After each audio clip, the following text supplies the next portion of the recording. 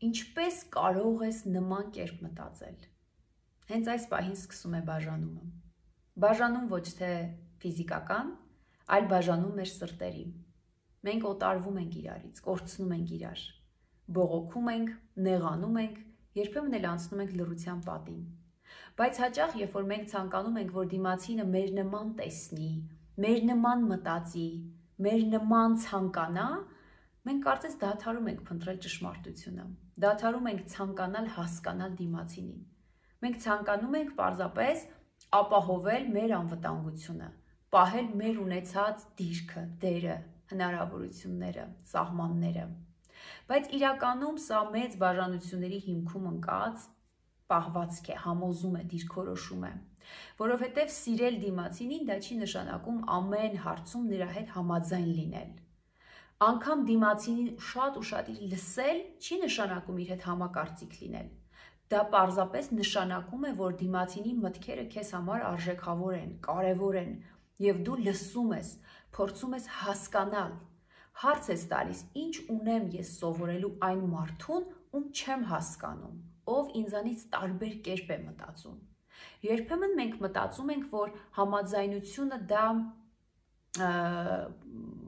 այն է, երբ որ դիմացինը ճիշտ իմ նման է մտածում, իմ ուզածով է անում, բայց երբեմն փոխըմբռնումն է ճանապարհը, որ մենք պատրաստ ենք համագործակցության, որ մենք պատրաստ ենք թույլ տալ, որ դիմացինը ուրիշ ձև նայի ինչ-որ հարցերին։ Այս հարցերի շուրջ վիճում են շատ ամուսիններ, վիճում են երեխաները,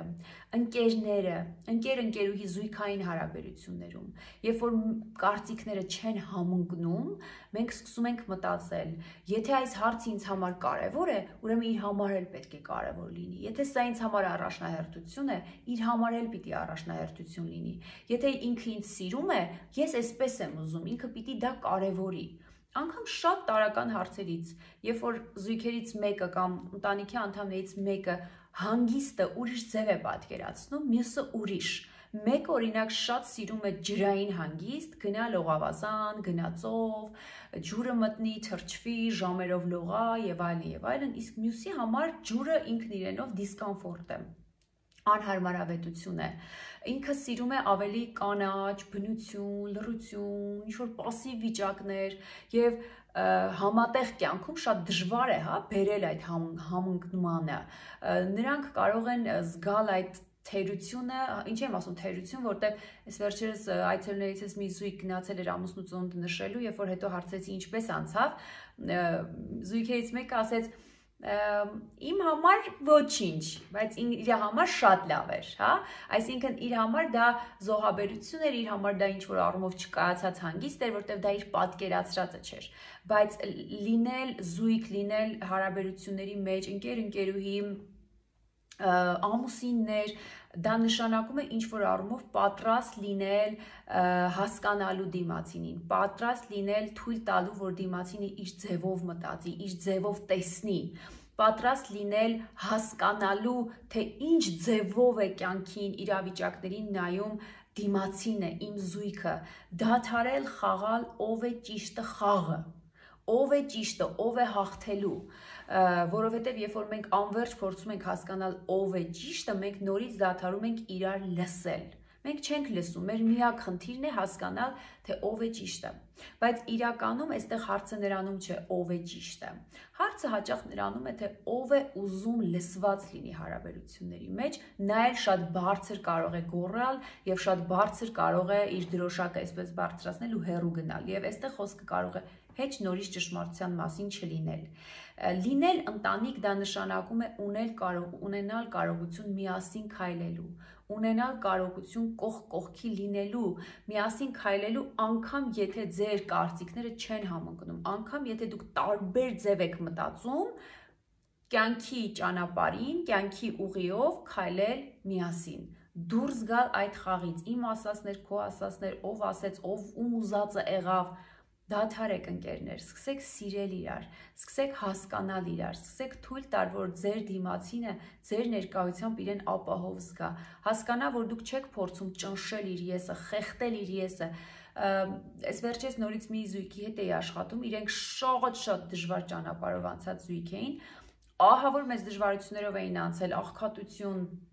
միայնակություն եւ, բայց արդեն հասել էին կյանքի այն փուլին, այն հանգրվանին, որ պետք է վայելեին իրենց տունը, տեղը, բիզնեսը, երեխեքին եւ այլն, բայց կնոջ մոտ ահա որ վիճակ,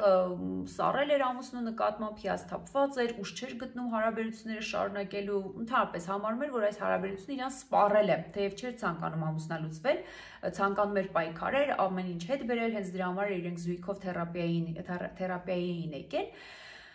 բայց այնքան հոգնած եմ կներեք, էլի ուղղակի անպայման ցանկացա այս նյութը ձեզ փոխանցել, նոր օրը ավարտել, օրը կսկսեր թե չէ կմոռանայի, մի խոսքով, երբ որ մենք աշխատում էինք,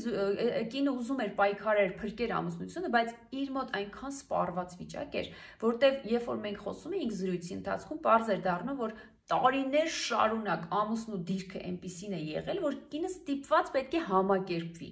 ստիպված պետք է զիջի, կուլ տա, այնպես անի, որ ոնց որ իր կարծիքը ինքը իրան ոչ ասի, իր կարծիքը դնի մի կողմ, որ ամուսնու ուզածները լինի, ամուսնու նպատակները կատարվեն, ամուսնու պլանները իրագործվեն, ամուսինը փայլուն պլաններ է ունեցել, այդ պլանների շնորհիվ իրանք շատ լավ բաների են հասել, բայց արդյունքում այս հարաբերությունների մեջ կնոջ եսը խեղդվել է, ինքը իրեն կորցրել է այս հարաբերությունների մեջ եւ նույնը կարող է լինել տղամարդու հետ, հա, տարիներ շարունակ ամեն բան անի, բայց հասկանա, որ այս հարաբերության մեջ ինքը պարզապես իրեն կորցնում է։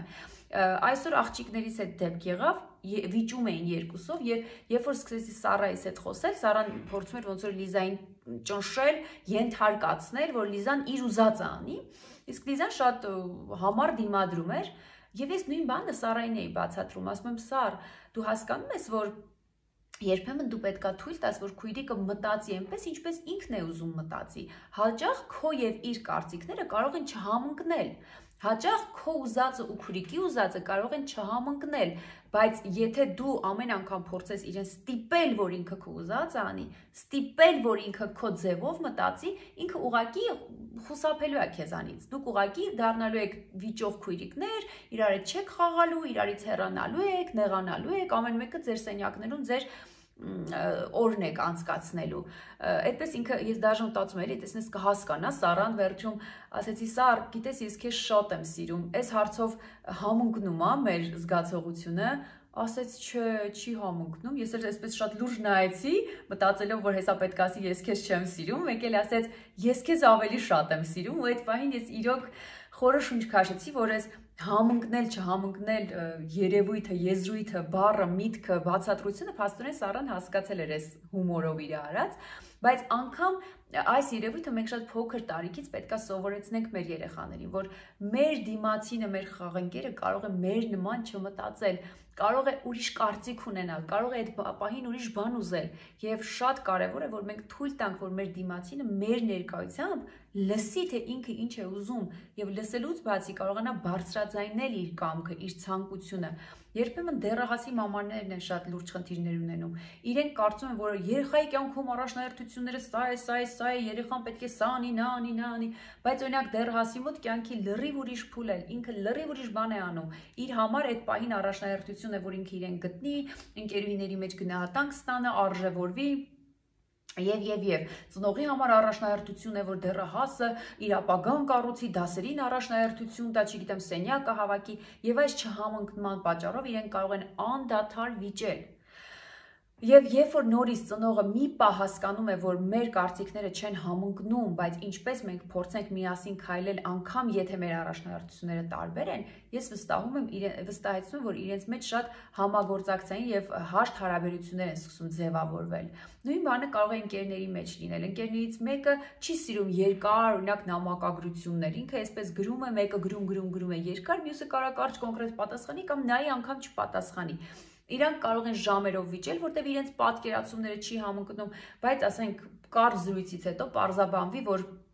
չգիտեմ, ընկերներից մեկը շատ զբաղված է կամ չի ուզում այսպես ոտի վրա արագ պատասխանի, մտածում է ոնց որ պատասխանելուց նորմալ կպատասխանեմ կամ չեմ ուզում չաթով երկար գրեմ, կտեսնենք կխոսանք օրինակ, չի սիրում գրել, օրինակ ես չեմ սիրում շատ գրել, բայց մարդկա այսպես ժամերով կարա քեզ գրի, ես եթե բան ունեմ ասելու, այսպես voice-ով արագ կասեմ, որ այդքան չգրեմ, բայց ինչ որ մեկն էլ գրել է սիրում, այսինքն ընկերներ, նորից եմ ասում, դադարենք, ճնշել, արդեն բառերս ինչ չեն ենթարկվում, Դադարենք դիմացինին պարտադրել, որ մեր նման մտածի, դադարենք սեղմել մեր խաղընկերոջը, մեր զույգին, մեր ընկերուհիներին, մեր շրջապատին, մեր սոցիումին, որ ճիշտը սա է։ Երկու անձ, երբ որ իրար հետ շփվում են, դա նշանակում է, որ իրենք կարող են ունենալ տարբեր աշխարհընկալումներ, տարբեր մտածելակերպեր եւ նորմալ է այդ տարբերությունը, դա զարգացման ճանապարհն է։ Այդ տարբերության մեջ է, որ մենք բացահայտում ենք աշխարհը, որ մենք իմանում ենք նոր բաներ։ Ոչ թե փորձում ենք դիմացինի մեջ տեսնել մեզ, մեր կրկնօրինակը, այլ տեսնել մեզանից տարբեր մի բան եւ բացահայտել մի նոր աշխարհի կողմ, որ այո, վաու, ինչ հետաքրքիր է, որ այսպես էլ է լինում։ Իմ մի քիչ այսպես գիշերային, բայց կարծում եմ շատ կարևոր նյութը, հուսով եմ ձեզ օգտակար կլինի, գրեք կոմենտներում դուք ինչպես եք ձեզ զգում, երբ որ զգում եք, որ հարաբերությունների մեջ դիմացինը փորձում է ճնշել ձեր եսը, սեղմել, ոչնչացնել ձեր կարծիքը, ձեր դիրքորոշումը, ձեր աշխարհընկալումը, ձեր համոզումը, ամենատարրական հարցերում փորձում է այնքան երկար չաչանակել, այնքան երկար պնդել, խոսալ, համոզել, բացատրել, որ վերջում դու ասես, հա լավ, դու քո ասածն է, ճիշտ ես, մենակ միթից ինձանից հեռու գնա։